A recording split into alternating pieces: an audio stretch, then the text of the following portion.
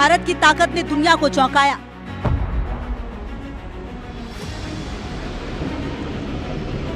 पाकिस्तान को एटमी मोर्चे पर पीछे छोड़ाया।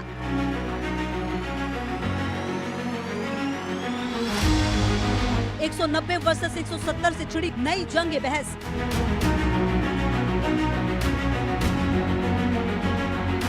कौन ज्यादा ताकतवर, किसकी ज्यादा पकड़।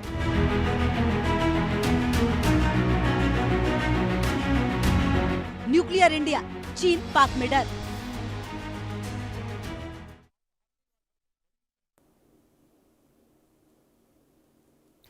तो चलिए शुरू करते हैं आंकड़े हमारे फैसला आपका। तमाम सारी बातों के बीच सिपरी की एक ताजा रिपोर्ट आई है। इस रिपोर्ट ने वैश्विक सुरक्षा बहस को फिर से गर्म कर दिया है। रिपोर्ट में दावा किया है कि दुनिया के 9 देशों के पास कुल मिलाकर करीब 12,187 परमाणु हथियार मौजूद हैं। सोचिए, ऐसे में हथियार जो दिखाई नहीं देते हैं लेकिन पूरी दुनिया को हिला सकते हैं, इन्हें ही कहते हैं परमाणु बम, परमाणु हथियार। इनमें सबसे ज्यादा ताकत रूस और अमेरिका के पास है और इस पूरे खेल में भारत और पाकिस्तान भी शामिल हो गए हैं। आज भारत के पास 190 परमाणु हथियार हो गए हैं, तो वहीं पाकिस्तान के पास 170 हैं। यानी कि भारत के पास पाकिस्तान से 20 परमाणु हथियार ज्यादा है और भारत ने जिसमें से 12 परमाणु बम तैनात भी कर दिए हैं। रिपोर्ट के मुताबिक साल 2025 में भारत की तैनाती 0 मानी गई थी, लेकिन एक साल के अंदर ही 2026 में भारत में बदलाव लाया है। लेकिन असली सवाल आंकड़ों के आगे है। क्या ये बढ़ते हुए नंबर हमें सुरक्षा दे रहे हैं या धीरे धीरे एक ऐसे भविष्य की तरफ ले जा रहे हैं जहां गलती की कोई गुंजाइश बचेगी नहीं? आज दुनिया सिर्फ हथियार नहीं गिन रही है, वो अपनी किस्मत को तौल रही है, क्योंकि इस दुनिया में परमाणु ताकत का मतलब सिर्फ विनाश नहीं बल्कि डर, संतुलन और राजनीति की सबसे बड़ी चाल भी है। भारत ने क्या किया? भारत ने परमाणु ताकत बढ़ाकर अपना बिगुल बजा दिया। अब पाकिस्तान में इस बात को लेकर शोरगुल हो रहा है। 190 पर भारत वर्सेस 170 पर पाक हो गया है। एटमी की दौड़ में भारी कौन है, इसे लेकर पूरी दुनिया में बहस चल रही है। बहस इस बात को लेकर भी चल रही है कि सबसे पहले हम बात कर लेते हैं कि भारत की एटमी ताकत में बड़ा जो इजाफा हुआ है उसमें पाकिस्तान से 20 हथियार हिंदुस्तान आगे निकल गया है। भारत ने पहली बार 12 परमाणु हथियार मोर्चे पर तैनात भी कर दिए हैं। भारत का परमाणु हथियार 180 से बढ़कर 190, 2 साल के अंदर भारत में परमाणु हथियार 190 हो गए हैं। सिपरी की जो ताजा रिपोर्ट आई है, SIPRI ने खुलासा किया है कि 2025 में भारत ने कोई परमाणु हथियार तैनात नहीं किए थे। 2026 में पहली बार 12 परमाणु हथियार भारत ने तैनात कर दिए हैं। पाकिस्तान के पास फिलहाल 170 परमाणु हथियार हैं और भारत के पास अब 20 से ज्यादा, पाकिस्तान से 20 ज्यादा परमाणु हथियार आ गए। दुनिया में किन देशों के पास कितने हैं? क्योंकि 12,187 परमाणु हथियार पूरी दुनिया के पास हैं। सिपरी की एयरबुक के हिसाब से दुनिया में नए परमाणु दौर शुरू हो चुकी है, जिसमें 9 देशों के पास 12,187 परमाणु हथियार है। सिपरी एयरबुक 2026 में परमाणु हथियारों को लेकर बड़ा खुलासा हुआ है। अमेरिका, रूस, चीन, भारत और पाकिस्तान तेजी से हथियारों को अपग्रेड कर रहे हैं। परमाणु संपन्न देश डिलीवरी सिस्टम की भी आधुनिक बना रहे हैं और 2026 की शुरुआत में 9 देशों के पास मात्र 12,187 परमाणु हथियार हैं। इनमें अमेरिका, रूस, ब्रिटेन, फ्रांस, भारत, पाकिस्तान, उत्तर कोरिया, इजराइल भी इसमें शामिल हैं। 9,745 परमाणु हथियार सैन्य भंडार में तैनात भी कर दिए गए हैं। यानी कि बटन दबाओ और हमला करो। सिपरी ने जो रिपोर्ट जारी की है, सिपरी ने भविष्य में हथियारों की संख्या बढ़ने के संकेत भी दे दिए हैं। उसने कहा है कि तमाम दूसरे देश इस पर काम कर रहे हैं। अब जो सिपरी की रिपोर्ट आई, सिपरी की परमाणु रिपोर्ट को समझते हैं कि उसमें किस देश के पास कितने हथियार हैं, कितने हथियार तैनात हैं और कितने हथियार स्टोर में रखे हुए हैं और कितने हथियार सैन्य भंडार में। देश बताता हूं आपको कि कितने हथियार देशों के पास हैं। अगर आप इस चार्ट को देखें तो अमेरिका के पास 2026 में 1770, 2026 में अगर देखें 25 के बाद एक साल में 170, और 2025 में जो हथियार स्टोर में रखे हैं वो 1930 हैं, और 2026 में भी 1030 हैं। सैन्य भंडार में कितने हैं? 3700 सैन्य भंडार में रखे हुए हैं। रिटायर हथियार यानी कि जो खराब हो सकते हैं, जो काम के नहीं है, वो कितने हैं? वो 1477 हैं। 2026 में इनकी संख्या घट गई है, और कुल हथियार कितने हैं? 5042 हथियार हैं अमेरिका के पास। बहुत लंबी फहरिस्त है। रूस का भी नाम है, ब्रिटेन का भी नाम है, फ्रांस का भी है, चीन का है। भारत का मैं जिक्र कर लेता हूं। 2025 में एक भी हथियार तैनात नहीं था, गौर से देखिए, लेकिन 2026 में भारत ने 12 हथियार तैनात कर दिए हैं। इसके बाद अब देखिए स्टोर में कितने हथियार रखे हुए हैं? 180 परमाणु हथियार स्टोर में रखे हुए हैं, और 2026 में इनकी संख्या 178 घट इसलिए गई क्योंकि 2 वहां चले गए जहां तैनात करने के लिए लगाया जाना चाहिए। सैन्य भंडार में कितने रखे हुए हैं यह भी बता दूं। सैन्य भंडार यानी कि स्टोर में भारत के पास 180 थे, 2025 में 190 आ गए हैं। 2026 में रिटायर कोई हथियार है नहीं है, सारे चालू हालत में है। कुल हथियार 180 हैं, 190 हथियार 2026 में आ गए। बाकी पाकिस्तान का और बता देता हूं, बड़ा रोचक है। इनके पास, पाकिस्तान के पास परमाणु हथियार, क्योंकि भारत का सामना तो पाकिस्तान से होता है, वही बार बार हर बयान में परमाणु हथियार की धमकी देता है। आप देखिए, अगर तैनात हथियार की बात करें तो पाकिस्तान के पास एक भी, न 25 में था न 26 में, अभी भी तैनात हथियार नहीं है। लेकिन स्टोर में हथियार 180 है पाकिस्तान के, 170 पाकिस्तान के, माफ कीजिए, और इसके साथ साथ 170 ही 2026 में है, कोई बढ़ोतरी नहीं हुई है। सैन्य हथियार कहां पर है? 170, और अगर देखें तो 170 की संख्या है, लेकिन भारत 190, यानी कि 20 ज्यादा हथियार हैं। बाकी देशों का आंकड़ा तो कोई मतलब नहीं है, बड़ा क्या, लेकिन दुनिया में जो परमाणु आंकड़ा है वो परमाणु बम को लेकर होड़ लगी हुई है। अब किस देश के पास कितने एक्टिव परमाणु बम हैं, इसको गौर से समझ लीजिए। 5420 पूरे रूस के पास हैं।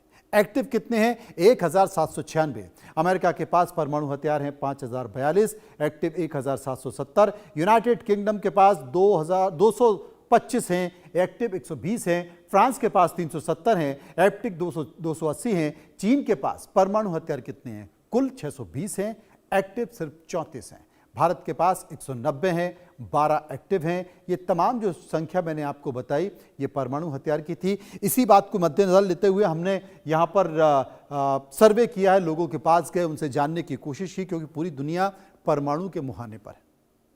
पहला सवाल जो लोगों से हमने पूछा इसी मामले को लेकर कि भारत ने पहली बार 12 परमाणु हथियार तैनात कर दिए हैं, रेडी टू गो। आपकी राय क्या है?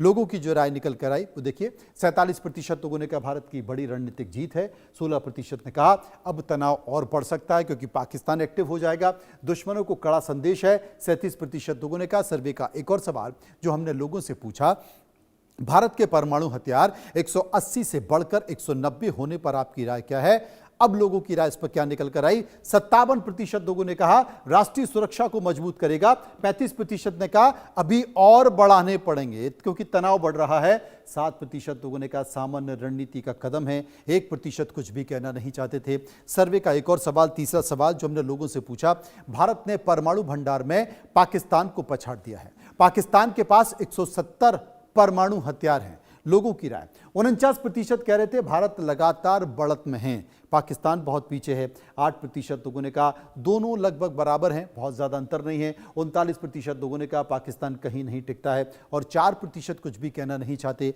चौथा सवाल जो हमने लोगों से पूछा, क्या भारत की परमाणु तैनाती से पाकिस्तान पर दबाव बढ़ेगा?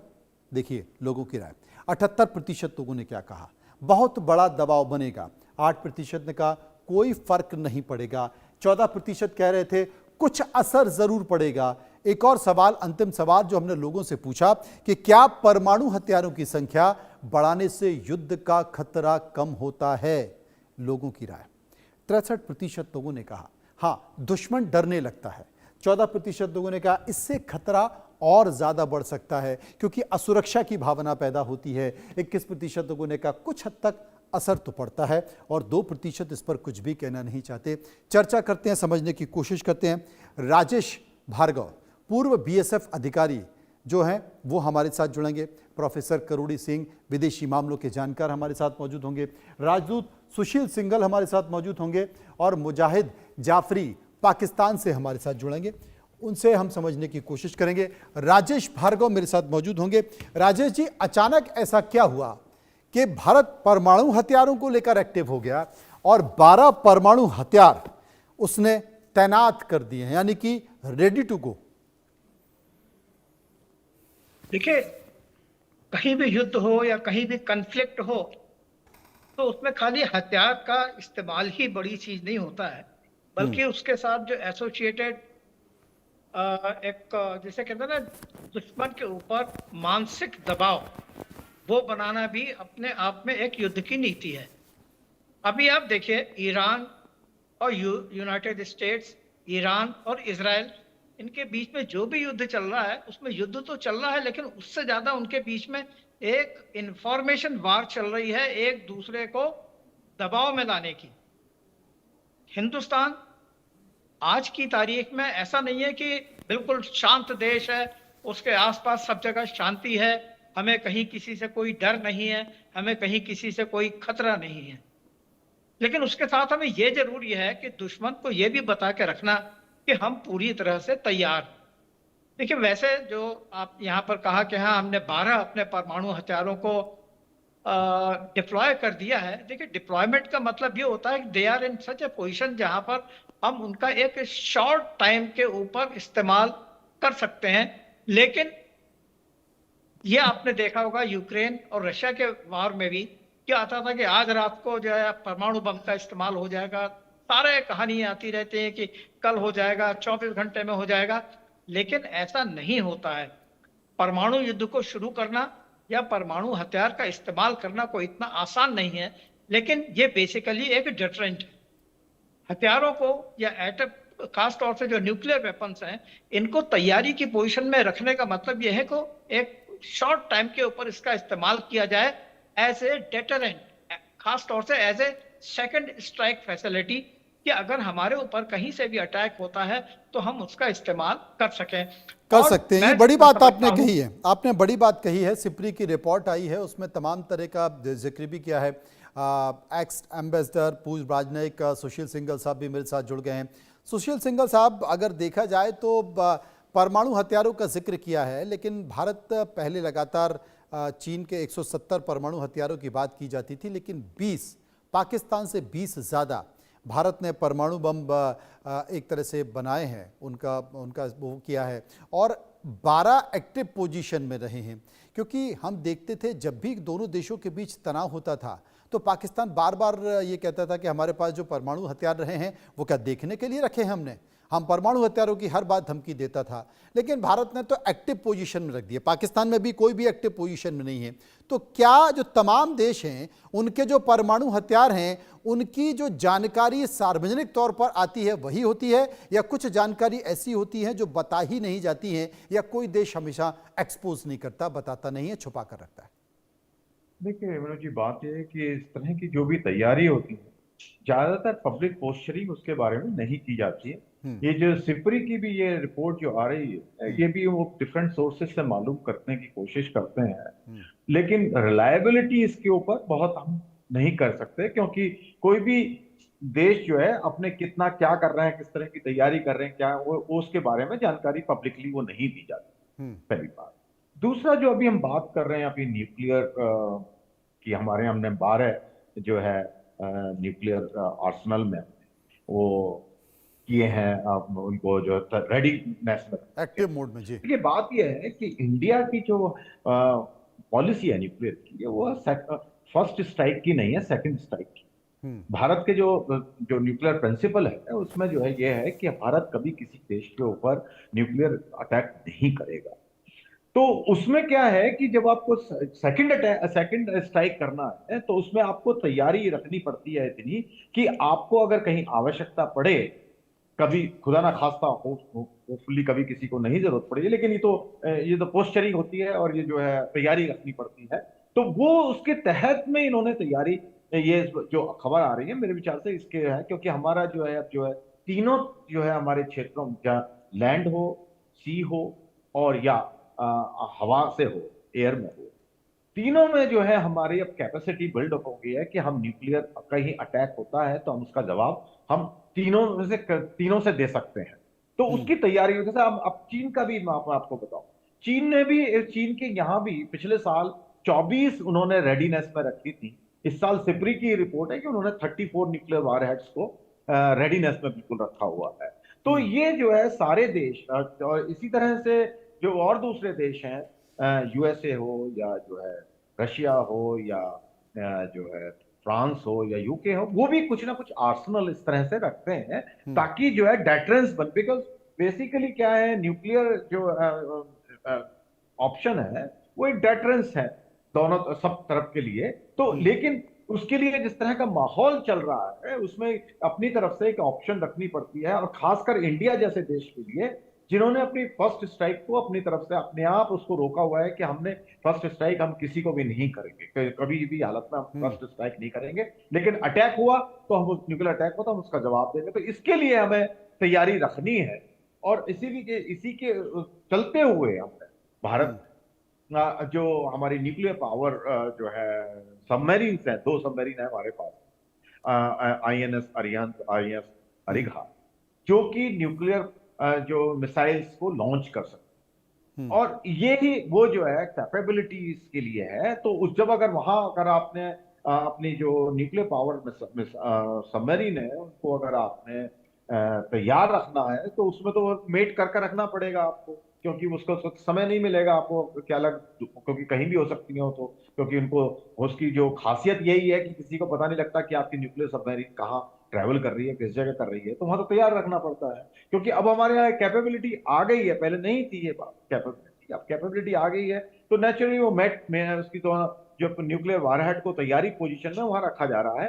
तो उसमें मेरे ख्याल से इसमें बहुत ज्यादा तवज्जो देने की बात नहीं है, तो पोस्चरिंग होती है, तैयारी होती है, ताकि दूसरे देशों को भी पता रहे कि भारत में कोई, हम में कोई कम नहीं है, और कोई यहाँ तरह का दुस्साहस करने की कोशिश करेगा तो उसका माकूल उसको जवाब दिया। जी, प्रोफेसर किरोड़ी सिंह विदेशी मामलों के जानकार मेरे साथ मौजूद है। प्रोफेसर किरोड़ी सिंह, हमने जो सर्वे कराया उसमें एक सवाल ये भी था कि क्या ऐसे तमाम देश जो भारत से जलते हैं, भारत से चिढ़ते हैं और हमेशा परमाणु हमलों की धमकी देते हैं, इस एक्टिव मोड में परमाणु हथियारों के लाने में या परमाणु हथियारों की क्षमता बढ़ाने के बाद, क्योंकि पाकिस्तान से 20 ज्यादा हो गए, पहले कम थे, क्या अब इसकी प्रतिस्पर्धा बढ़ेगी?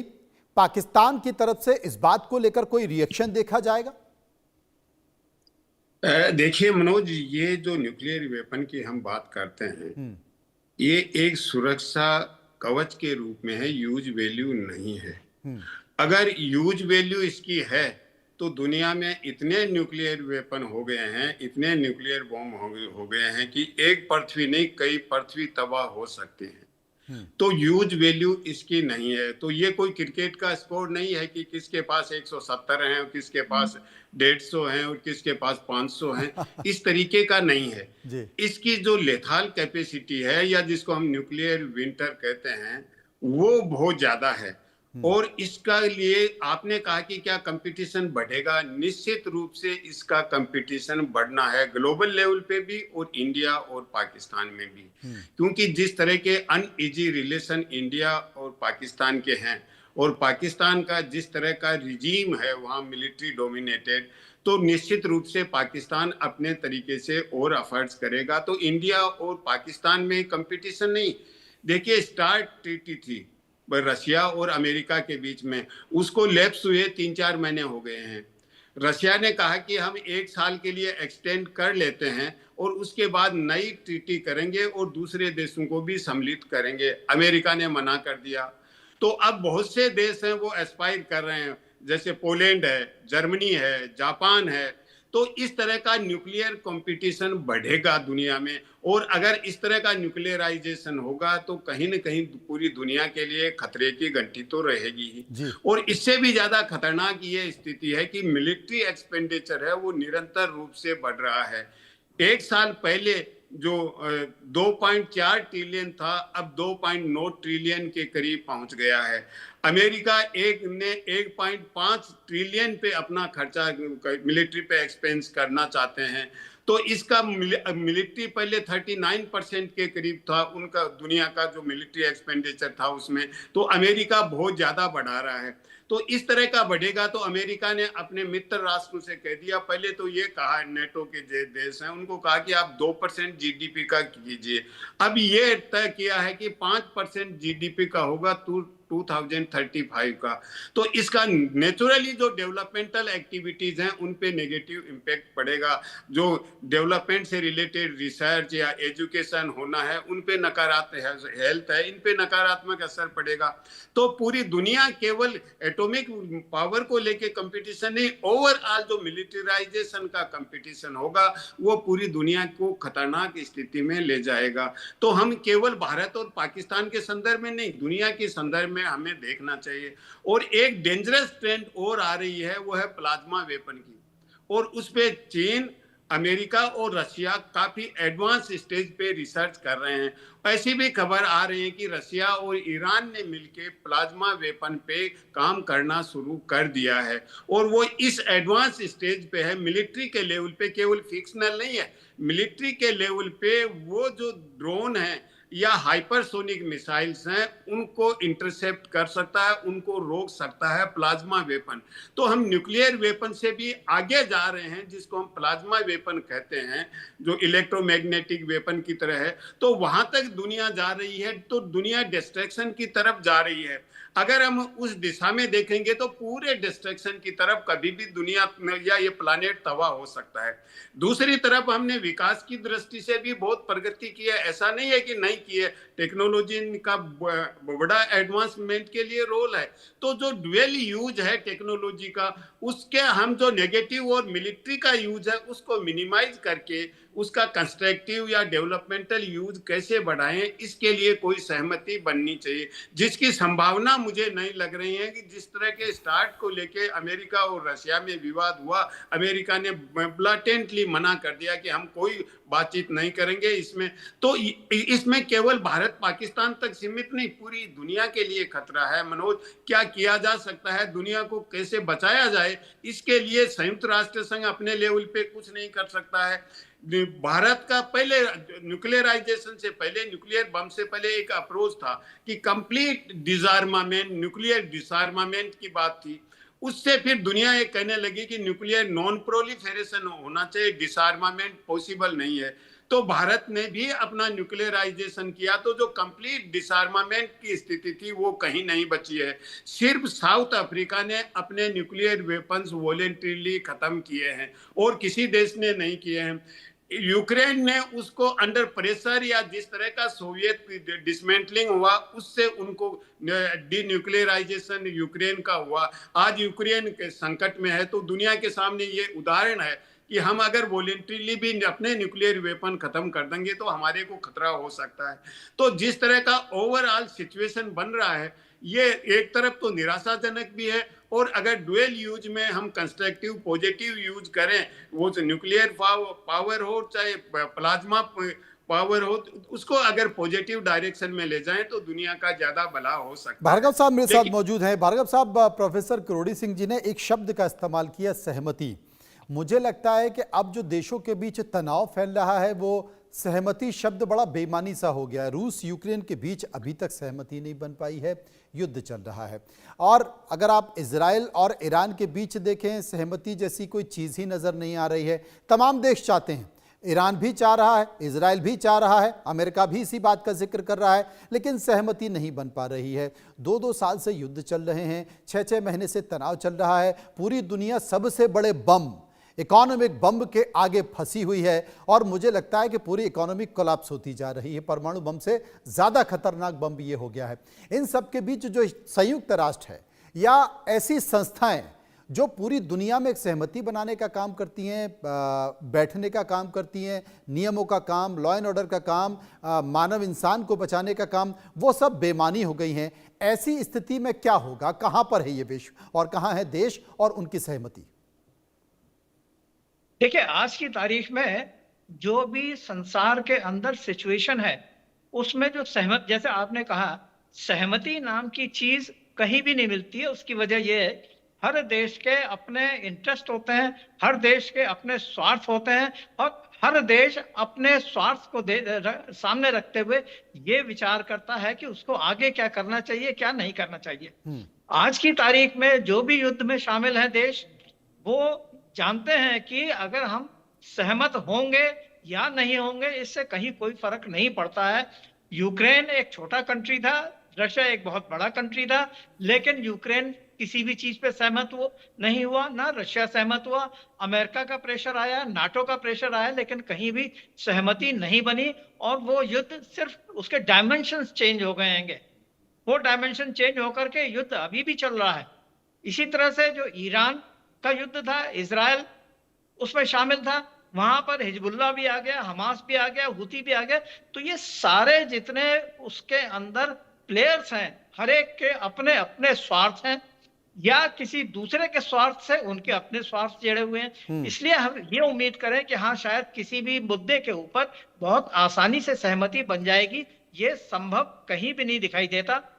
जो मैं समझ सवाल रहा गया। न्यूयॉर्क पाकिस्तान, का, तो क्योंकि देखिए, हम अपने देश की बात कर रहे थे, वहां से रिएक्शन ले रहे थे, लेकिन पाकिस्तान से भी रिएक्शन ले सकते हैं। रत्ता इस वक्त हमारे साथ जुड़ गए हैं। अशरफ साहब, मैं आपसे एक बात पूछ रहा हूं, क्या सिपरी की रिपोर्ट के बारे में कुछ चर्चा है? क्योंकि भारत ने परमाणु हथियार पाकिस्तान से ज्यादा बना लिए। हर तनाव पे पाकिस्तान परमाणु हथियारों की धमकी देता है, लेकिन यहां पर 12 परमाणु हथियार एक्टिव मोड पर है। पाकिस्तान की राय? शुक्रिया, मैंने ये रिपोर्ट देखी, लेकिन मेरा ख्याल है कि हम सिविलाइज्ड दौर जो एक दुनिया में रह रहे हैं, और जो एटम बॉम्ब है ये तारीख में एक ही दफा इस्तेमाल हुआ और उसके बाद ये कभी यूज नहीं हुआ है। और हमें, हमारी विश भी यही होना चाहिए या हमारी ख्वाहिश भी यही होना चाहिए कि ये कभी यूज भी नहीं होना चाहिए, क्योंकि ये मास डिस्ट्रक्शन के लिए इंसानियत को तबाह कर देगा। और दूसरी जो चीज है कि आपने 10, 12, 50, 100 अगर ज्यादा बना लिए हैं तो उससे कोई फर्क नहीं पड़ेगा। आप 130 करोड़ लोगों का सोचिए कि उनको एटम बम चाहिए है या उनको टॉयलेट चाहिए है। इसी तरह पाकिस्तान जो है, पाकिस्तान को एटम बम चाहिए है या पाकिस्तान के लोगों को बेसिक कमोडिटीज चाहिए, मेडिकल जो है उनको फैसिलिटीज चाहिए है। तो ये चीजें मेरे ख्याल में हम दोनों देशों को सोचनी चाहिए, और इससे कोई फर्क नहीं पड़ेगा कि किसके पास कितने एटम बम ज्यादा है। अगर ये यूज भी होंगे कभी तो 4-5 आप इस्तेमाल कर सकते हैं या 4-5 हम यूज कर सकते हैं, और शायद इतने भी कभी यूज जरूरत नहीं पड़ेगी इसकी। तो इस वजह से मेरा ख्याल है कि इस दौड़ में किसी भी तरह से शामिल नहीं होना चाहिए। आपका जो इस वक्त मेरे ख्याल में एनुअल जो बजट है डिफेंस का, वो $90 बिलियन क्रॉस कर गया है, और हमारा जो है वो $12 बिलियन क्रॉस कर गया है। इवन दो हमारा बहुत कम है, लेकिन हमारी जो इकोनॉमी साइज है उसके लिहाज से आपका भी बहुत ज्यादा है और हमारा भी बहुत ज्यादा है। हमें अपने जो आम जनता है उनके लिए सोचना चाहिए, ना कि असले की दौड़ में हमें शामिल होना चाहिए। सिंघल साहब मेरे साथ मौजूद हैं। सिंघल साहब, बात तो पति की कर रहे हैं रत्ता साहब, लेकिन कहा है ना कि शक्ति थोड़ा सा इसलिए भी ज़रूरी होती है कि वो आपको सामर्थ्य देती है। लेकिन इन सब के बीच अभी जिक्र कर रहे थे कि तमाम देशों के ऊपर दबाव हो रहा है, वो अपने डिफेंस बजट में लगातार बढ़ोतरी करते जा रहे हैं, बाकी जो सामाजिक सरोकार की योजनाएं हैं या तमाम दूसरी चीज़ों का विकास है वो थम जा रहा है। लेकिन इस मसले पर एक सहमति क्यों नहीं बन पा रही है? हर देश अपना रक्षा बजट क्यों बढ़ाता जा रहा है? और ये मजबूरी भी है, लेकिन ज़रूरत भी। आप सही कह रहे हैं। बात यह है कि मैं बिल्कुल मानता हूं कि आइडियल वर्ल्ड में डिफेंस पे जो एक्सपेंडिचर कम से कम होना चाहिए, उसकी आवश्यकता नहीं है, और हम सबको साथ में मिलकर रहना चाहिए इसमें। और आम जनता को, जो आम आदमी है, उसको सुविधाओं पर हम खर्चा करें, उनकी हेल्थ के ऊपर खर्चा करें, उस पर खर्चा बढ़ाएं।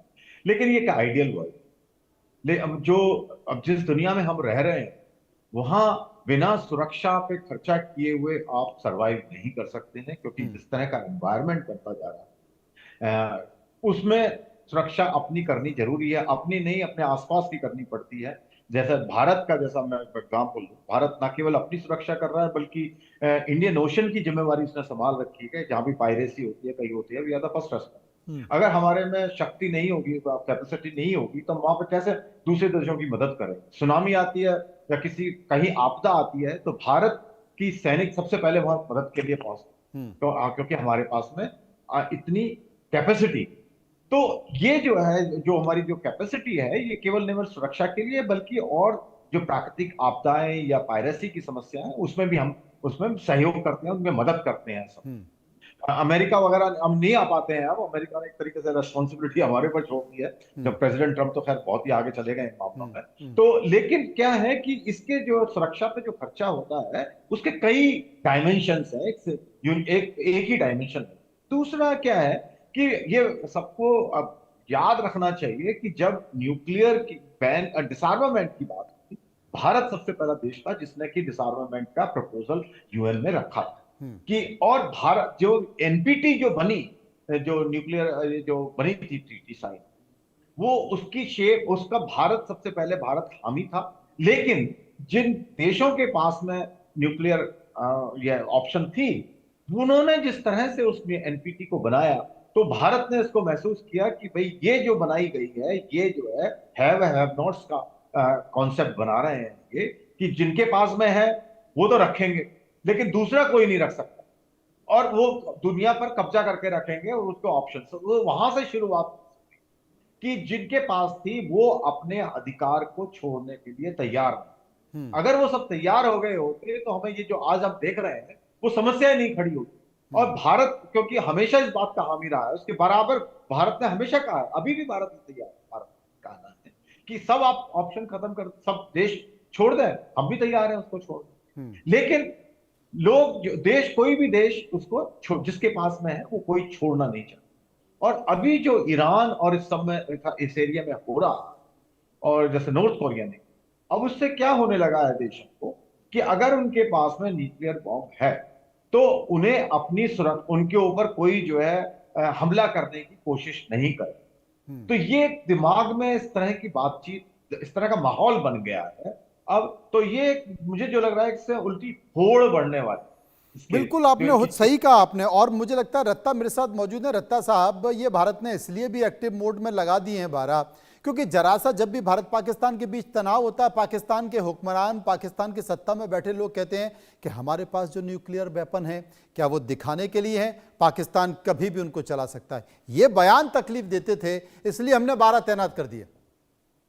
अच्छा, अब उसमें ना ये चीज आपने दुरुस्त कही है। Every country do have its own right to defend its country. So मैं ये समझता हूं कि हर मुल्क के पास ये राइट है। और बात सिर्फ हम एटॉमिक बॉम्ब्स की कर रहे हैं। यस, मिनिमम जो उसका डेटरेंस लेवल है वो हमें मेंटेन करना चाहिए, लेकिन उसकी दौड़ में शामिल नहीं होना चाहिए। मेरा पॉइंट ये था, क्योंकि आपके पास अगर आपने 12 तैनात कर दिए हैं तो मेरा ख्याल में 10-12 तो हमारे पास भी होंगे जो हम तैनात कर सकते हैं। तो उसमें कोई ऐसी चीज नहीं है कि आपके पास है और हमारे पास नहीं है, या हम दोनों कोई जो है वो अनोखी चीज कर रहे हैं। पूरी दुनिया में ये चीज चलती है। लेकिन एक्चुअल में जो प्रॉब्लम है इस वक्त, जो अभी सुशील कुमार साहब जो बात कर रहे थे, वो बहुत वैलिड बात कर रहे थे कि दुनिया के अंदर जो बदमाशी है वो आप देखें कि आहिस्ता आहिस्ता बढ़ रही है। मिडिल ईस्ट के अंदर आप इजराइल को देखें, वो तमाम अरब कंट्रीज को जिस पे चाहता है वो हल्ला बोल देता है, और वो इसी वजह से बोल देता है कि सामने वाले लोग कमजोर हैं। उसने फर्स्ट टाइम जो है ईरान के ऊपर जो है जैसे ही उसने अटैक किया है, तो अब उसको समझ आई है कि सामने से अगर ताकतवर दुश्मन हो तो फिर आपको आपने जो भी आपका जो वॉर के लिए आप बढ़े थे आगे, आपको वापस जाना पड़ गया है। तो ये चीज अमेरिका को भी समझ आ गई है कि बदमाशी जो है इस सिविलाइज्ड दौर में या इस सिविलाइज्ड वर्ल्ड में नहीं होनी चाहिए है, उसके लिए ये जरूरी है। लेकिन जो एटॉमिक जो बॉम्ब्स की या उसकी जो तवानाई की जो दौड़ है,